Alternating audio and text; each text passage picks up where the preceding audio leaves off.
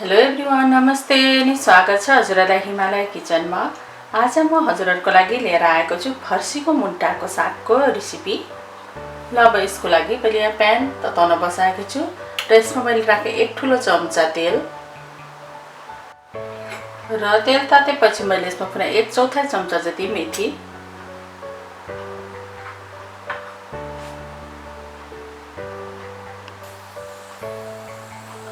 र मैले राखे आधा सानो चम्चा जीरा,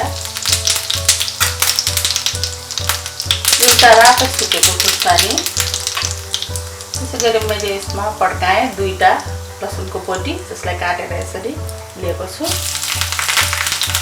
हजुरहरुलाई प्याज राखेको मन पर्छ भने हजुरहरुले प्याज पनि राख्न सक्नुहुन्छ यसमा।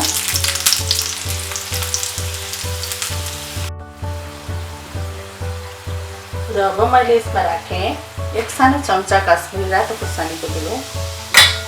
मैले बेसार चाहिँ राखेको छैन यसमा। र अब मैले राखे 300 ग्राम जति केलाएर राम्ररी धोएको फर्सीको मुन्टा।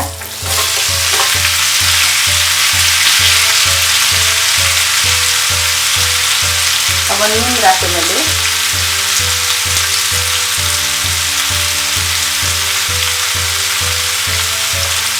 अब यसलाई राम्ररी चलाउँदै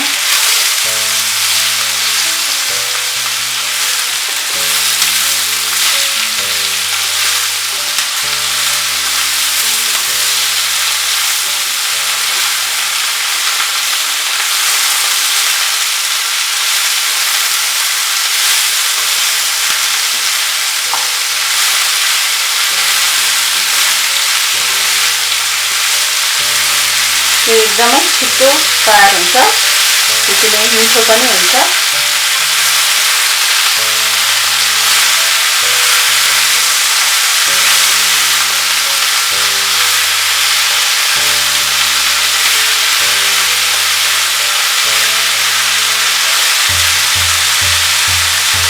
अब यसलाई छोपेर सुरुको 2 मिनेट जति पकाउनु पर्छ।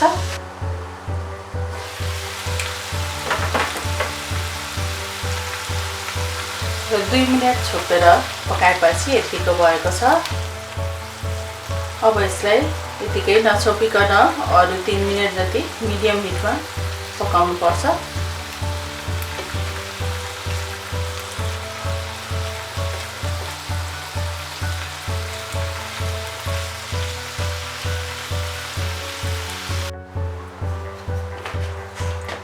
र 3 मिनेट नछोपिकन पकाएपछि अब फर्सीको मुन्टा खानको लागि रेडी भएको छ।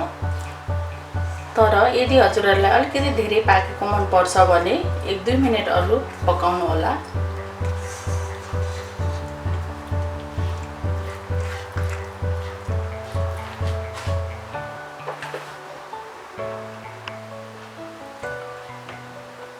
ल अब फर्सीको मुन्टा चाहिँ यसरी तातो तातो सर्भ गर्नको लागि रेडी भएको छ। एकदमै मिठो र एकदमै हेल्दी पनि हुन्छ यो खानको लागि। हजुरहरु पनि यसरी नै फर्सीको मुन्टा बनाएर अवश्य पनि इन्जोय गर्नु होला। हस् त यो रेसिपी हजुरहरुलाई राम्रो लाग्यो भने हाम्रो भिडियोलाई लाइक, कमेन्ट, शेयर गरिदिनु होला। यस्तै परिकारहरुको रेसिपीहरुको लागि हाम्रो च्यानललाई सब्स्क्राइब पनि गरिदिनु होला। सब्स्क्राइब गरिसकेपछि नजिकै रहेको नोटिफिकेसन बेललाई पनि अवश्य पनि क्लिक गरिदिनु होला। हाम्रो भिडियो हेरिदिनु भएकोमा हजुरहरुलाई धेरै धेरै धन्यवाद।